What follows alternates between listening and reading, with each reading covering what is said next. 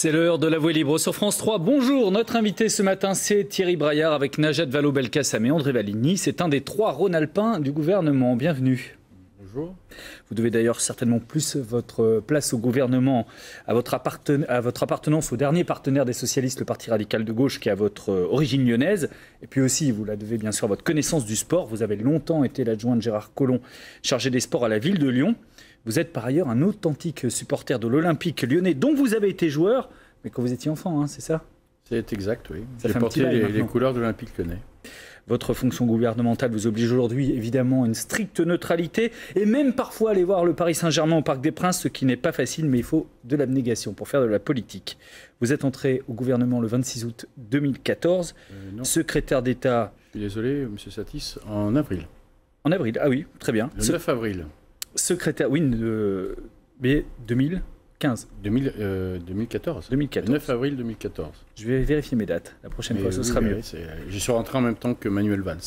Secrétaire d'État très présent auprès des sportifs, peut-être un peu moins médiatiquement, mais pas cette semaine, car vous avez eu l'honneur, je ne sais pas si c'est un honneur d'ailleurs, de l'œil du 20h sur France 2. C'était lundi. Il était question de votre logement de fonction à Paris. Le reportage explique que vous bénéficiez d'un 3 pièces près du Jardin du Luxembourg. En réalité, c'est plutôt dans le quartier de Montparnasse.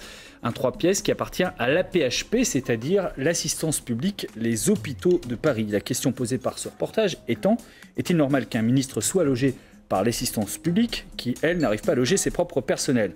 Vous n'avez pas vraiment eu l'occasion de vous expliquer sur ce sujet. C'est le moment, donc est-ce normal? J'allais dire, je n'ai pas à m'expliquer sur quelque chose qui ne mérite pas d'explication. J'ai été victime d'un reportage dégueulasse, fait en dehors des règles éthiques, et qui me faisait passer pour un profiteur, alors que nous essayons au gouvernement vraiment d'être exemplaires. Je crois que nos concitoyens attendent de cela de nous, et que ce qui était vouloir soulever un lièvre, ces jeunes journalistes qui manquent véritablement de talent et d'éthique n'ont rien soulevé du tout. Donc qu'est-ce qui se passe dans la réalité? Vous êtes bien logé. Quand j'ai été nommé au mois d'avril au gouvernement, on m'a mis à disposition un logement de fonction qui était utilisé auparavant par un ministre qui sortait du gouvernement. Et ce logement de fonction fait l'objet d'une convention qui est signée entre le ministère des Affaires sociales et AP-HP. Donc quand on voit dans le reportage qu'on essaye de créer une confusion malsaine, où on dit que je suis avocat de profession et que je bénéficierai de ce logement en qualité d'avocat, c'est une tromperie.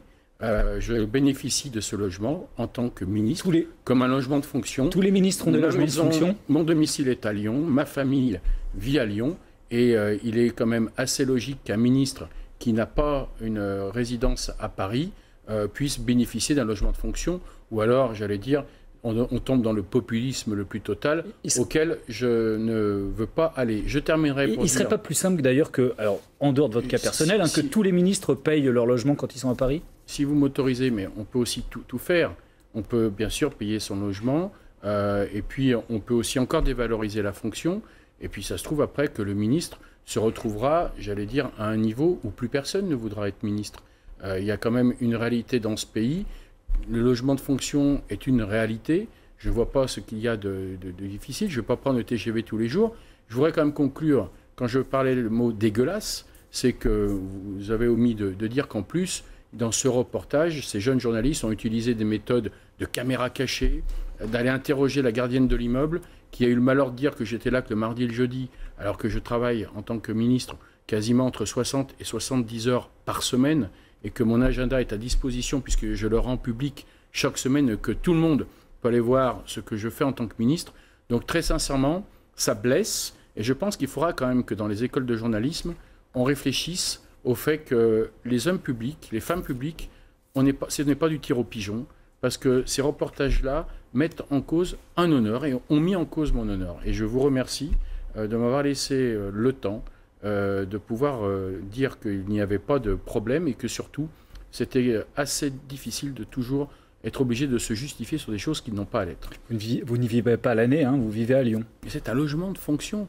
Donc je l'utilise quand je suis à Paris en fonction de ministre, et non pas en tant qu'avocat. Les élections régionales, elles auront lieu les 6 et 13 décembre prochains, dans 2 mois maintenant. C'est très court. Bien que le candidat des Républicains, Laurent Wauquiez, soit parti très tôt en campagne, qu'il ait aussi réussi une large union allant de son parti au centriste du MoDem, le rapport de force entre la droite et la gauche, lui, reste très serré. Encore faudrait-il que la gauche soit unie, ce qui n'est pas du tout le cas. Une liste Europe Écologie Les Verts avec le parti de gauche, une liste Front de gauche avec le PC, et au sein même de la liste du président sortant Jean-Jacques Kirane, un PS au bord de l'implosion dans la métropole lyonnaise, avec le retrait de 14 candidats socialistes, dont la femme du maire de Lyon, Caroline Collomb. Jean-Jacques Kirane ne cède pas, il maintient sur sa liste celle qui a provoqué la rupture, sa vice-présidente sortante Farida Boudaoud. Jean-Jacques Kirane, interrogé hier par Olivier Michel, estime pourtant avoir fait un geste en la rétrogradant de la 2e à la 6e place sur sa liste et veut maintenant passer à autre chose. Il y a un moment où il faut oublier les querelles, il ne faut pas procéder au règlement de compte. Ça se fait dans les formations politiques, il faut voir le travail qui a été effectué, juger les gens sur leurs compétences, sur leurs talents, sur leur engagement, sur ce qu'ils représentent. Et les partis politiques ont tout à gagner à ne pas être des lieux où l'on exclut, à ne pas être des lieux où l'on condamne. Voilà, c'est ma conception du Parti socialiste. C'est pour ça que j'y suis toujours. Alors, il y a bien des socialistes sur la liste métropolitaine présentée hier par Jean-Jacques Kirane, mais il n'y a pas de socialistes lyonnais. Comment vous observez, je ne sais pas si c'est vraiment de l'extérieur d'ailleurs, mais comment vous observez cette guéguerre? Vous m'autoriserez à ne pas rentrer, j'allais dire, dans des faits d'un parti qui n'est pas le mien. Je pense simplement... Mais d'une liste qui vous concerne, puisqu'il y a une place réservée pour le PRG en position éligible, sur la liste métropolitaine. J'ai lu ça dans la presse, alors qu'au moment où on parle, il n'y a pas d'accord avec les radicaux. Donc je pense qu'il faut réfléchir.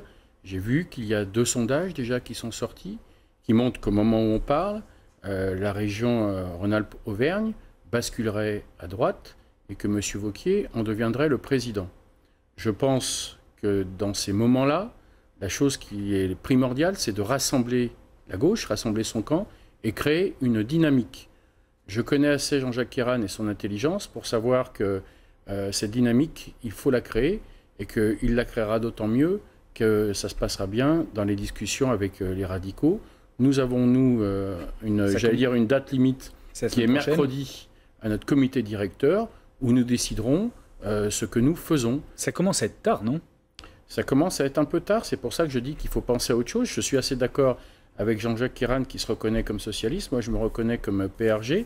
On a la chance d'être ensemble au gouvernement, on a la chance d'avoir été ensemble dans cette région où il s'est fait de très belles choses, et je pense qu'il serait dommageable qu'on n'y soit pas encore. Jean-Jacques Kirane et les socialistes lyonnais ont raison de poursuivre ce bras de fer, parce qu'il n'est pas terminé concrètement. Non, je pense qu'il faut véritablement maintenant passer à la campagne.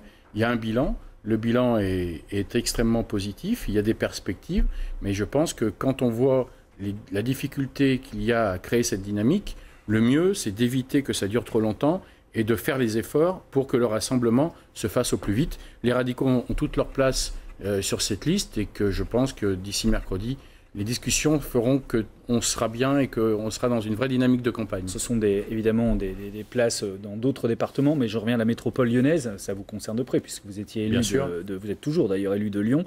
Est-ce que vous souhaitez que cette place réservée au PRG sur la liste de Jean-Jacques Kirane vous revienne à vous, Thierry Braillard ? Non, moi j'ai déjà dit que nous avons un parti qui a désigné ses candidats. Il ne faut pas toujours que ce soit les mêmes qui soient candidats de partout. Je pense que la démocratie s'emporte beaucoup mieux. Et donc nous avons une très jeune candidate, Ludivine Piantoni, qui a été désignée comme première des radicaux. Et donc c'est à Ludivine qui revient de porter principalement ses couleurs avec d'autres candidats qui sont sur la liste.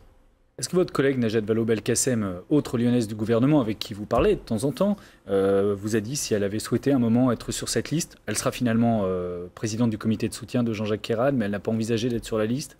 Oui, vous d'ailleurs un peu comme moi, je pense qu'elle a envie de s'impliquer, mais pas obligatoirement en étant candidate. Elle a déjà décidé d'accepter la proposition qui lui était faite par Jean-Jacques Kirane de présider son comité de soutien.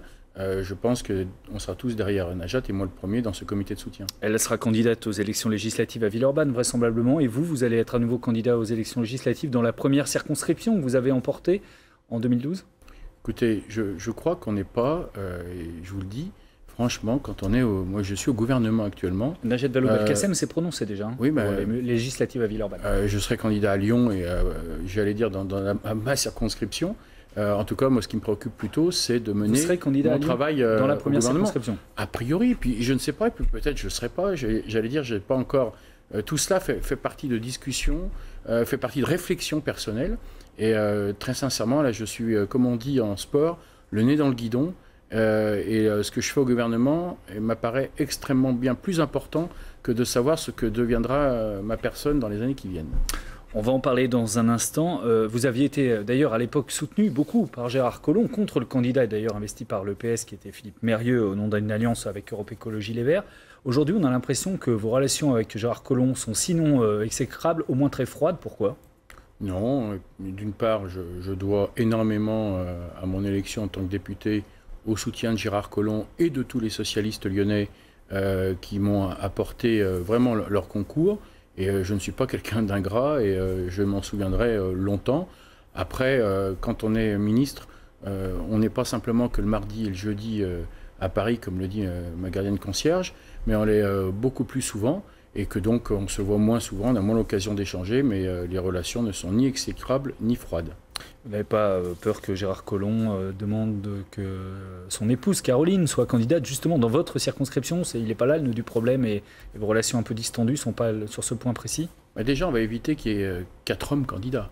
Vous savez qu'il y a une loi sur la parité et je pense qu'il est aussi exemplaire aujourd'hui qu'on se l'applique. Et que si Caroline Collomb veut être candidate, elle en a en tout cas les qualités et les compétences, ça fera l'objet de discussions. Mais je ne vois pas pourquoi, a priori, on dirait non à une volonté ou une détermination qu'elle pourrait afficher. Un mot des régionales, revenons-y avec un sujet qui sert beaucoup d'argument de campagne en ce moment à Laurent Wauquiez, qui vous concerne, puisque c'est vous qui gériez ce dossier à l'époque où vous étiez vous-même vice-président de la région. Il s'agit de l'ancien siège de la région à Charbonnières-les-Bains, aujourd'hui à l'abandon depuis l'emménagement de la région à Confluence. Jean-Jacques Kéran veut y mettre des réfugiés. Laurent Wauquiez, lui, parle de gaspillage d'argent public sur ce site qui aurait dû être vendu, qui ne l'est toujours pas.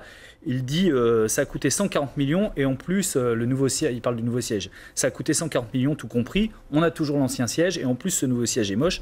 Ça, c'est plus un jugement de valeur, mais c'est ce que dit en tout cas Laurent Wauquiez. Pourquoi le site de Charbonnières est toujours à la charge de la région? On avait compris qu'il aurait dû être vendu beaucoup plus tôt. Il y a plusieurs questions dans votre question. Déjà, je pense que Laurent Wauquiez, il faudra qu'il revoie un peu ses dossiers, qu'il se rende compte que la région Rhône-Alpes-Auvergne est la seconde région en France. Et donc, elle a une telle importance qu'elle devait avoir un siège conséquent et qu'heureusement que nous avions anticipé pour pouvoir y loger notamment tous les fonctionnaires attachés à la collectivité qui sont importants et donner à cette région une visibilité qu'elle méritait.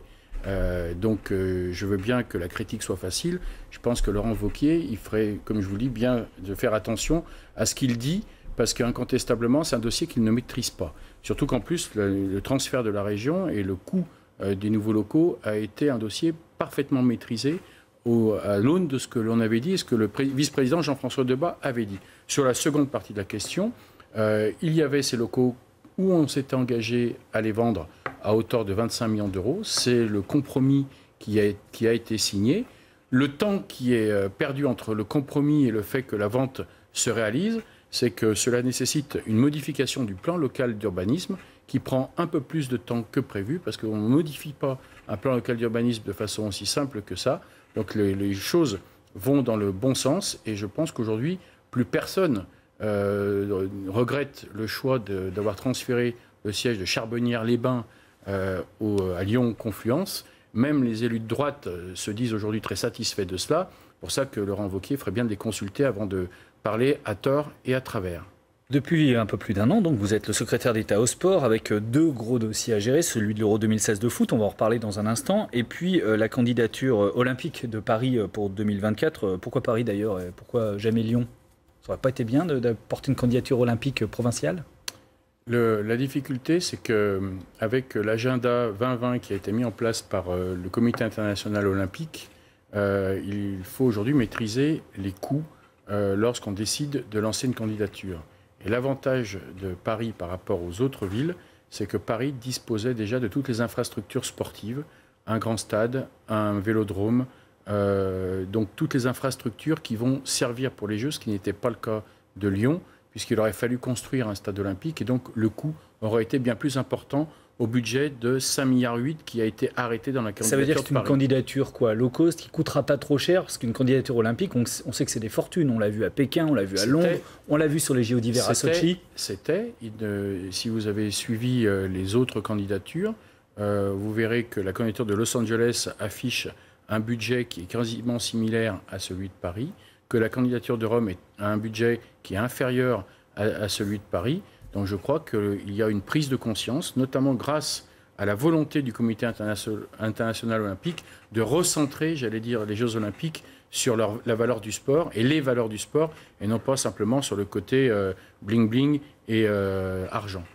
Vous avez annoncé aussi, dans le cadre de votre fonction de secrétaire d'État au sport, la tenue d'une grande conférence sur le sport professionnel et sur le statut de sportif professionnel. Alors, pour caricaturer un peu, on a du mal à s'apitoyer sur le sort de Zlatan, par exemple, comme sportif professionnel. Alors déjà, le texte de loi, il est sur le statut des sportifs professionnels, mais surtout des sportifs de haut niveau.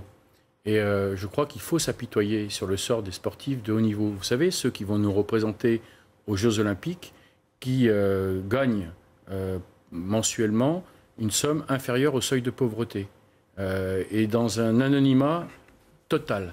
Donc ça a été ma priorité, déjà, penser à ces sportifs en me disant que la France doit leur être reconnaissante. Il ne suffit pas simplement de les acclamer une fois tous les 4 ans, mais il fallait peut-être penser à leur statut. Ça a été ma priorité. Ensuite, on a, par rapport au plan citoyen du sport, valorisé le sport dans les zones rurales qui sont à revitaliser ou dans les quartiers populaires, pour que véritablement on renforce l'offre de sport dans ces quartiers et qu'on permette de professionnaliser les clubs. C'est le sport pour tous, c'était ma seconde priorité. La troisième, c'est le travail sur la grande conférence qu'on va mettre en place sur le sport professionnel. Il n'y a pas que le football, il y a aussi le basket, le hand, le rugby, le cyclisme, le hockey sur glace. Et il me semble important de réfléchir, car il ne se passe pas une semaine sans qu'on sente que le sport professionnel a des difficultés, a des chicayas, a des discussions, des interrogations. Et c'est le rôle de l'État, dans ces cas-là, de dire, voilà, mais on met tout le monde autour d'une table, et puis on va travailler, on va discuter sans tabou, pour voir si ensuite il peut y avoir des préconisations qui servent à une prochaine texte de loi ou à des règlements. Alors justement, parlons quand même malgré tout du principal sport professionnel qui est le football, et je vais demander à Gilles Garnier de nous rejoindre sur le plateau. Gilles Garnier, c'est le président du football club Bourg-en-Bresse Péronat 01, c'est son nom officiel, on n'a plus le droit de dire Bourg-Péronat, il paraît. Bonjour président. Et vous étiez d'ailleurs déjà venu sur ce plateau avec Thierry Braillard il y a quelques temps, mais à l'époque vous étiez en championnat amateur et Thierry Braillard, lui, n'était pas encore ministre, comme quoi vous grandissez tous les deux en même temps. Le foot n'est pas qu'une affaire d'argent, heureusement. Avec le plus petit budget de Ligue 2, 5 millions d'euros, ce qui n'est pas énorme, Bourg a réussi un début de championnat qui ne cesse d'étonner tout le monde. Bon, alors hier soir, quand même, vous étiez à Clermont, et malheureusement, vous avez perdu. Président. Oui, qu'est-ce qui s'est passé? Nous avons perdu. Nous avons perdu. Le précédent, je crois qu'on était là le lendemain d'une victoire contre Fréjus. Donc voilà, c'est pas la même chose. Bon, on a perdu, alors voilà, mais avec... Clairement, on nous a fait voir beaucoup de belles choses dans le football, notamment en première mi-temps où on était plutôt spectateurs. En deuxième mi-temps, on a rétabli un peu la barre. Et puis après, voilà, c'est une décision dont je ne parlerai pas aujourd'hui. Mais on perd le match et c'est pas illogique tellement Clermont nous a fait voir du beau jeu hier soir. Ça n'empêche que vous êtes 5e toujours de Ligue 2, vous étiez 3e. Bon, c'est encore peut-être un peu tôt pour parler de Ligue 1, donc vous voulez surtout pas parler de Ligue 1. Non, vous savez, non, mais par pudeur. Et puis on a encore beaucoup à apprendre, on s'en est rendu compte hier soir, on s'en est rendu compte le match précédent. Donc voilà, mais c'est vrai que notre début de championnat était quand même malgré tout inespéré, accroché sur 10 matchs, réalisé 6 résultats positifs avec le nul à Valenciennes et les 5 victoires. C'était complètement inespéré, on avait peur quand on voyait ce calendrier, peur quand on voyait ces rencontres. Et puis finalement, il s'avère que les garçons, que le staff, que Hervé, ils ont appris très vite et on prend beaucoup de plaisir autour de cette équipe. Comment on fait quand on a un budget annuel qui correspond en gros au salaire d'un seul joueur du Paris Saint-Germain, pour caricaturer, comment on fait pour survivre dans le monde professionnel? Est-ce que là, vous êtes franchement court budgétairement? Court, oui, il faut bien le reconnaître. Court, oui, mais malgré tout, moins inquiet que la saison passée en national. Parce que simplement, je voudrais vous dire que le national, c'est un niveau très très compliqué.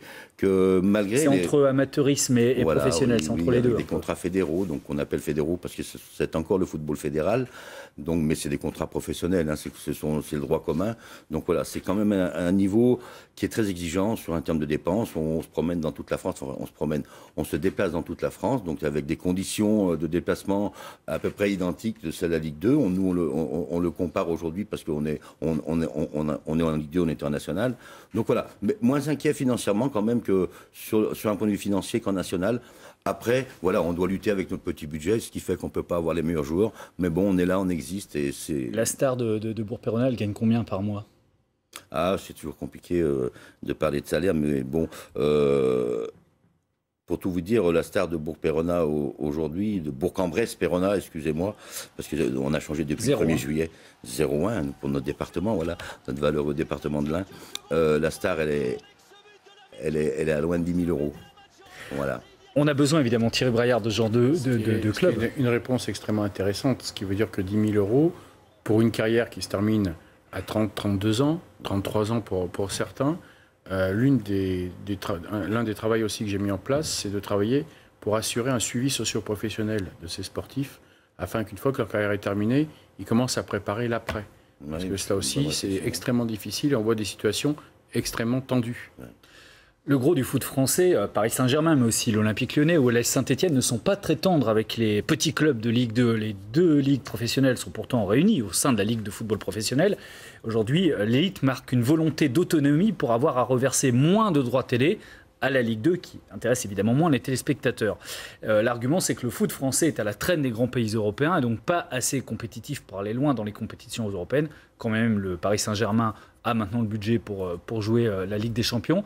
Ils ont donc créé le syndicat Première Ligue, présidé d'ailleurs par le président stéphanois. Est-ce qu'ils ont raison, Thierry Braillard, de faire cette césure entre cette élite de la Ligue 1, sachant qu'il y a quelques clubs privilégiés en Ligue 1 d'ailleurs, parce qu'il y a des petits clubs de Ligue 1 aussi, et la Ligue 2 qui serait un peu le parent pauvre du football professionnel? Pour l'instant, on en est dans les prémices d'une organisation.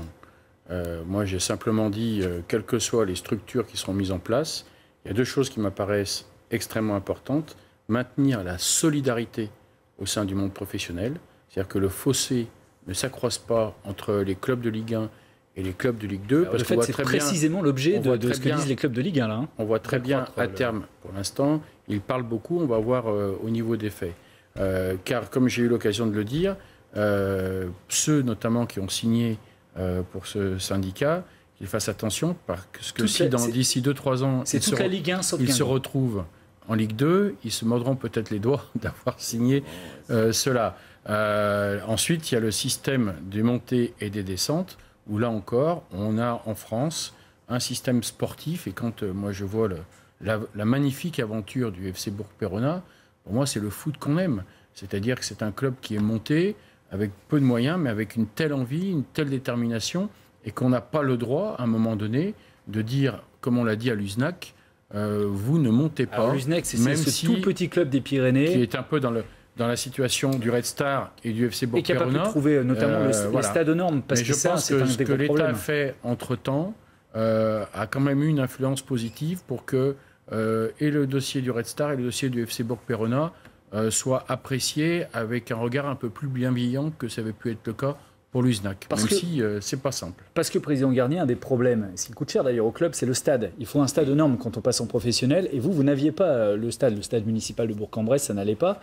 Donc il a fallu faire d'énormes travaux avec le soutien de la ville, d'ailleurs j'imagine sur le stade de rugby, le stade Verchères, et c'est ça qui coûte très cher, les stades aux normes. Il est impératif de citer les collectivités, parce que sans elles, on n'aurait pas pu. C'était depuis le début de la saison, quand même, vous jouez à Guignon, en Bourgogne. Oui, parce que voilà, il fallait trouver un stade de rugby, le temps que les travaux, et à cet effet, je remercie M. Braillard, parce qu'il s'était déplacé sur la ville de Bourg pour nous donner un petit coup de main, moral surtout, et ça nous avait fait du bien, M. Braillard. Donc aux collectivités aussi, et M. Debat, le maire de Bourg-en-Bresse, et le département de l'Ain, Damien Abad, tout ça. BBA, Bourg-en-Bresse Agglomération, je tiens à les citer parce que, et la ville de Péronat aussi. Parce que même si depuis le 1er juillet on appelle ça Bourg-en-Bresse-Péronat, n'oublions pas d'où on vient de Péronat. Ils ont fait beaucoup d'efforts. Alors nous, c'est vrai qu'on avait anticipé. À partir du 14 janvier 2015, on avait demandé à tout le monde de se réunir autour d'une table lors de la réception du PFC pour dire attention, nous sommes là, nous sommes 3e. Si dans quelques mois, fin mai, nous sommes encore là, comment fait-on? Donc bon, je pense qu'on avait peut-être été pris un peu à la rigolade à cette époque-là. Malgré tout, ça a perduré et nous étions en position de monter sportivement. Je voudrais souligner encore une fois le travail énorme des collectivités, l'appréciation du dossier pour nous aider. Le Stade Verchères, vous avez aussi anticipé, Président. Quand on s'était rencontrés, le championnat n'était pas terminé. Et vous m'aviez dit, je ne voudrais pas d'ailleurs que ça me porte malheur, mais vous aviez anticipé. Et nous avions peur de passer un peu pour des gens qui se prenaient pour d'autres. Le Stade Verchères rénové, c'est une qualité d'effectif qui pouvait aller au bout. Le Stade Verchères rénové, c'est une garantie de pérennité pour le club, justement, à ce niveau, en tout cas, Ligue 2, voire plus haut. Ligue 2, tout à fait. Donc, on mutualisait deux sports, le rugby à Bourg-en-Bresse et le football à Bourg-en-Bresse. Donc, voilà, c'est ce qu'on va s'attacher à faire avec un magnifique support qui est en train de se terminer. Et puis que les Bressans soient là pour supporter leur équipe. On a hâte de revenir, Monsieur le Ministre, parce que c'est vrai que même si Gueugnon sont des gens charmants, des gens très accueillants, je parle de la ville, je parle du conseil municipal de Gueugnon, du maire, de Monsieur Trévineau, qui est un ancien footeux, Christophe, que je cite ici avec beaucoup d'émotion et de plaisir. Mais on a hâte de revenir à Bourg-en-Bresse parce que pour faire plaisir un peu aux nôtres. Le voisin de l'OL aura bientôt son grand stade, c'est au mois de janvier. Est-ce qu'une aussi énorme infrastructure de foot à quelques kilomètres de chez vous, ça vous inquiète un peu ou au contraire c'est plutôt un aspirateur à football et à supporters? Ça ne nous inquiète pas du tout. Pour ma part, je suis hyper respectueux de ce qui se passe à l'Olympique Lyonnais et du président Aulas.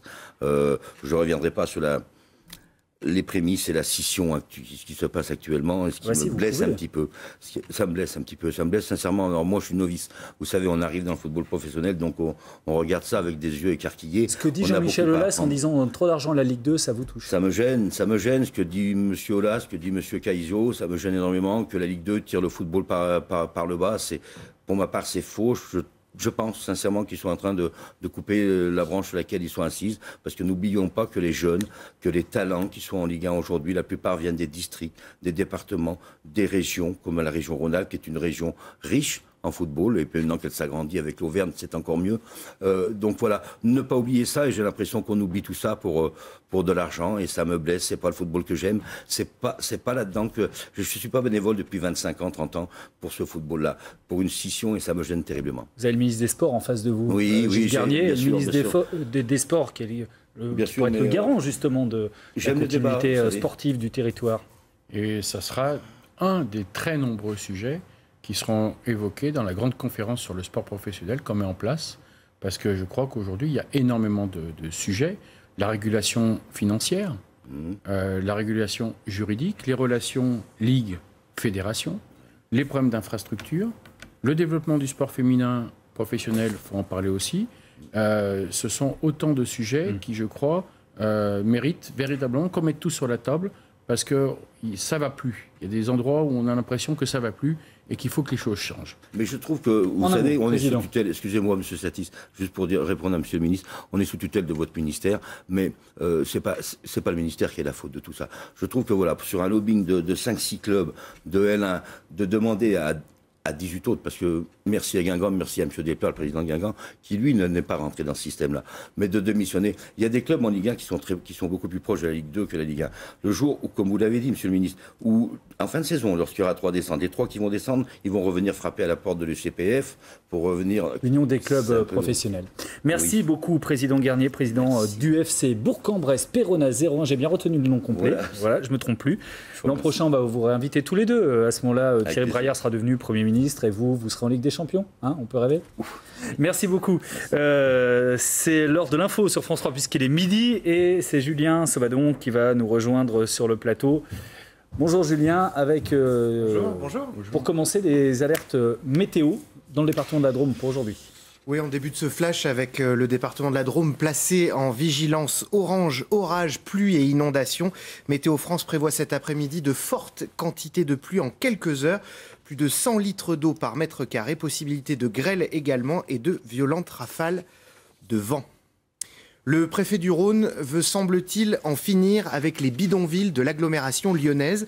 3 camps de Roms seront prochainement évacués. Dans un premier temps, les personnes concernées seront relogées dans des villages modulables, je vais y arriver, situés sur des terrains de l'État. Saint-Genis-les-Olières, près de Lyon, est concernée. Elisabeth Philippe, Pierre Lachaud. Des incendies dans des bidonvilles, comme ici à Saint-Priest, des enfants mordus par des rats. La situation sanitaire et tous les risques encourus sont indignes pour les occupants, le voisinage et la République. C'est ce qu'a affirmé le préfet de région. Il a dévoilé son projet de résorption de 3 sites dans la métropole lyonnaise, avec un plan d'insertion programmé sur 3 ans. La capacité de proposer à certaines familles qui seront volontaires, qui sont en capacité de le faire, un processus d'insertion reposant sur 2 piliers. La scolarisation des enfants et d'autre part également l'intégration par l'emploi, la formation et l'emploi, notamment dans les emplois sous tension pour lesquels les employeurs ont du mal à trouver de la main-d'œuvre. Ce sera donc un village modulaire, à peu près le même que celui d'Oulin, aujourd'hui démantelé. 150 à 160 personnes seraient accueillies avec un engagement écrit et des contraintes exigées. Puisqu'il faut que les enfants soient scolarisés toute l'année, ce qui nécessite de renoncer, par exemple, à des phénomènes de migration pendulaire à n'importe quel moment de l'année. Tout le monde ne voudra pas forcément accepter cette contrainte. D'autres terrains sont recherchés. Le budget de l'État et de l'Europe pour cette opération se monte à 3 millions d'euros. Le préfet s'est engagé à accompagner socialement les personnes ou à les reconduire à la frontière selon les situations avant d'évacuer les terrains occupés illégalement. 24e jour de grève pour les convoyeurs de fonds de la société Proségur. Le préfet de la Loire a appelé les manifestants et la direction à faire, je cite, la paix des braves. Il souhaite une reprise des négociations dès lundi. Pour mémoire, ce conflit est né d'une erreur de calcul de primes de congés payés à l'avantage des salariés et corrigé depuis, d'où leur colère. On passe au sport à présent, vous en parliez tout à l'heure. Voici maintenant les images et désolé pour le président du FC Bourg-Péronat de remettre le couteau dans la plaie. Mais donc le FC Bourg-Péronat s'est incliné hier soir face à Clermont 2-3, un score d'autant plus rageant que les Bressons qui ont longtemps mené au score. Farid Harout. Hier soir, pour trouver le sommeil, mieux qu'un somnifère, la première période de Clermont-Ferrand-Bourg-Péronat. Une sieste à peine troublée à la 22e minute par un coup de sifflet de l'arbitre. Pénalty pour Clermont. Et 1-0. Mi-temps, la pause, on se repose. Et le match devient carrément fou. Visiblement, le gardien clermontois a oublié ses mains au vestiaire. But de Michael Alphonse. Et les malheurs du gardien de but ne sont pas terminés. 4 minutes plus tard, après les mains, ce sont les jambes qui font défaut. Entre les jambes, le ballon de Pape Sané trouve sa place et le chemin défilé. Bourg-Péronat mène 2-1, il reste 10 minutes à jouer, ça sent la victoire à plein nez. Mais les effluves vont se dissiper. Une tête, mais pas dans le bon sens. Florent Augier marque contre son camp 2-2. Les Bressans peuvent encore s'en tirer avec le point du match nul. Eh bien non. À 4 minutes de la fin du match, pénalty, carton rouge pour le gardien. Lagdar Boussada, joueur de champ, prend sa place et prend le but. 3-2. Dans la foulée, l'entraîneur de Bourg-Péronat se fait expulser. De belle histoire, ça vire à scénario catastrophe. Un match pour moi qui ne sera pas à retenir. Je crois que c'est notre plus mauvaise première mi-temps depuis le début du championnat. On a un peu trop reculé à mon goût. Je les ai trouvés un peu trop attentistes. Voilà, je n'ai pas grand-chose à rajouter sur ce match ce soir. Après cela, qu'ajouter si ce n'est le coup de sifflet final d'un match à rebondissement. Et puis en Ligue 1, on suivra avec attention tout à l'heure à 17h le match OL-Reims. Un dernier mot de basket féminin. Premier match de la saison à domicile pour le Lyon Basket. Dans leur salle fétiche, les Lyonnaises se sont lourdement inclinées 45-61 face aux championnes de France en titre, Bourges. Après 2 défaites cinglantes en 2 matchs face à des grosses cylindrées de la Ligue, eh bien le constat est sans concession pour la coach Marina Malkovic qu'on écoute. Je pense qu'on a tellement envie de gagner des matchs par rapport à la saison dernière, moi première, que tout le monde dans le club, on croit qu'on peut jouer Bourges ou Villeneuve. On ne peut pas. On n'est pas de leur ligue et il faut qu'on le comprenne après ces 2 matchs, que ça soit bien clair pour tout le monde. Eh ben voilà, on a le ministre des Sports et du coup vous avez que des défaites. Bravo Julien. Eh ben oui, je suis désolé, on aurait voulu faire mieux, mais c'est comme ça. Merci, à ce soir pour le 19-20. La Voix libre, deuxième partie, notre invité, c'est le conseiller municipal de Lyon, mais secrétaire d'État au sport, Thierry Braillard. Dans ce dernier quart d'heure, on va vous demander, Thierry Braillard, de réagir à quelques sujets d'actualité. Le premier, c'est une petite phrase qui dure exactement 4 secondes et qui a enflammé la classe politique. La France est un pays de race blanche dans lequel on accueille aussi des personnes étrangères. Réaction ? Stupide, mais j'allais dire dans une sorte de tourbillon dans lequel beaucoup d'élus et de responsables de l'UMP sont, c'est-à-dire qu'ils veulent souvent copier le Front National et ils le font très mal. Il n'y a pas de dérapage à gauche. Front National d'ailleurs, où il faut le rappeler, je vous parlais au début d'émission de la fameux reportage qui m'a concerné. J'aurais aimé qu'à la place, les médias rappellent que, par exemple, le Front National est un parti aujourd'hui qui est mis en examen, que le trésorier du Front National est mis en examen, que la présidente du Front National est renvoyée devant le tribunal correctionnel de Lyon pour incitation à la haine raciale. Mais tout ça a été dit, monsieur Braillard, il n'y a pas de problème. C'est des faits qui méritent d'être un peu plus popularisés, un peu plus expliqués, que ce genre de phrases qui sont idiotes et qui ne méritent même pas d'être commentées. Vous êtes rassuré toutefois par la réaction globale des Républicains, du parti, qui va jusqu'à vouloir maintenant retirer l'investiture de Nadine Morano au régional dans le Nord-Est ? Moi, je crois que c'est plus le procès des petites phrases que j'ai envie de faire. Il faut arrêter parce que ça trouble l'opinion, parce que ça peut blesser, là encore. Imaginez dire que qu'est-ce que la race blanche, depuis quand la race serait une couleur, enfin bon, c'est du grand n'importe quoi, mais ça blesse et surtout ça trouble l'opinion, c'est ce qui est plus ennuyeux. Scandale numéro 2, il a été notre héros, à moi, peut-être à vous aussi, quand il portait le maillot vert de l'AS Saint-Etienne, c'était il y a très longtemps, maintenant il porte un costard-cravate, il aurait un peu du mal d'ailleurs à rentrer dans son maillot vert. Michel Platini, président de l'UEFA et candidat à la présidence de la FIFA. Platini est soupçonné par la justice suisse d'avoir touché une rémunération d'1 800 000 € de la part de la FIFA entre 1998 et 2002 pour un travail réel, plaide Michel Platini. Le problème étant qu'aucun contrat n'existe, puisque c'était un contrat verbal. Vous êtes aussi avocat, Thierry Braillard. Alors ça existe en Suisse, de faire des contrats verbaux, donc ce n'est pas illégal. Et puis, vous connaissez bien sûr, Michel Platini. Est-ce que la probité du président de l'UEFA vous semble totale ? Oui. Oui, et j'ai eu l'occasion de m'entretenir avec lui il y a quelques jours.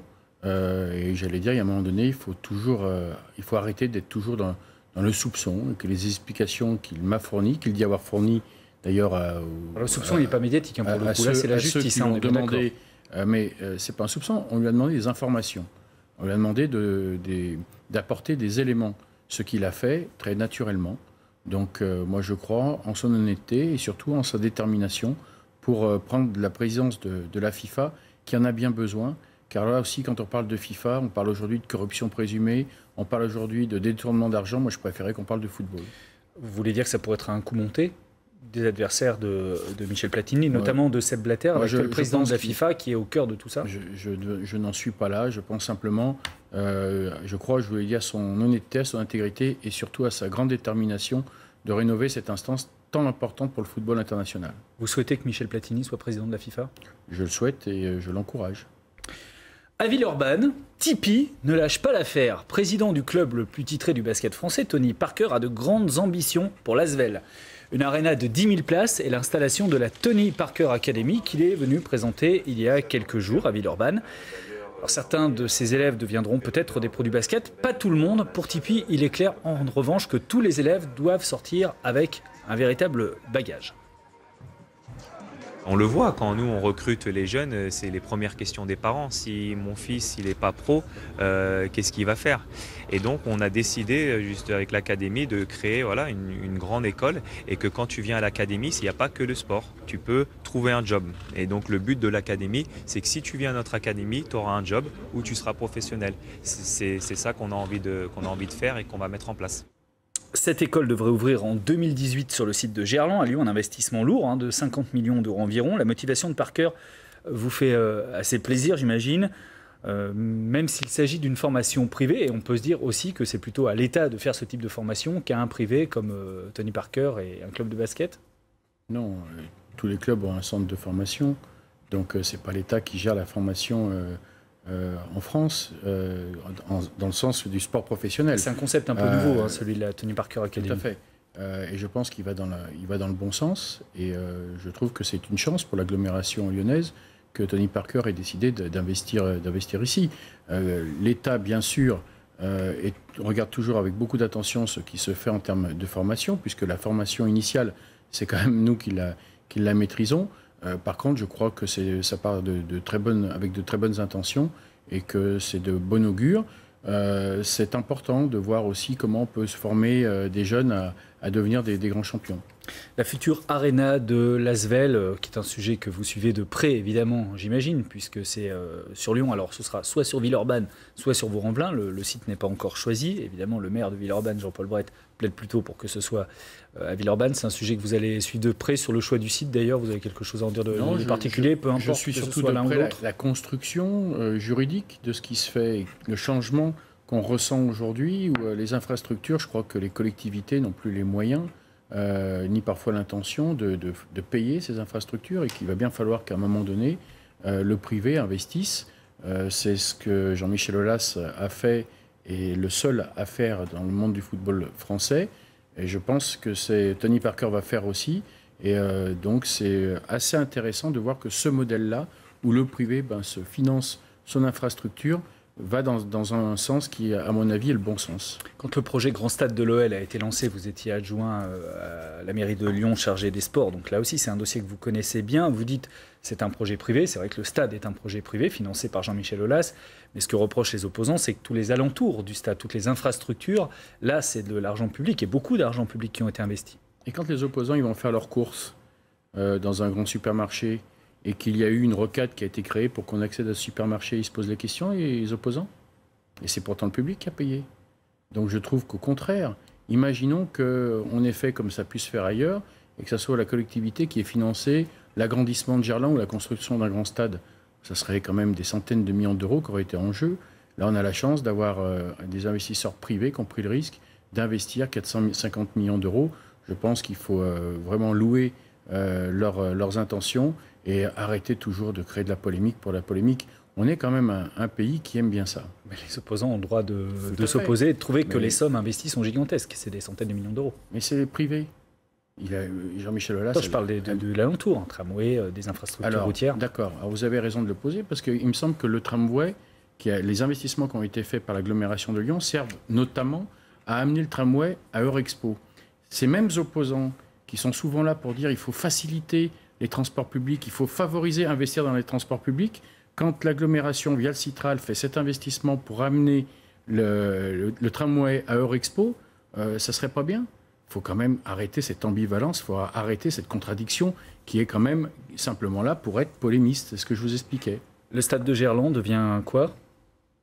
Le maire de Lyon l'a rappelé. C'est très vite, c'est en janvier. Le maire de Lyon l'a rappelé qu'à terme, le stade de Gerland sera pour le rugby et le projet du rugby.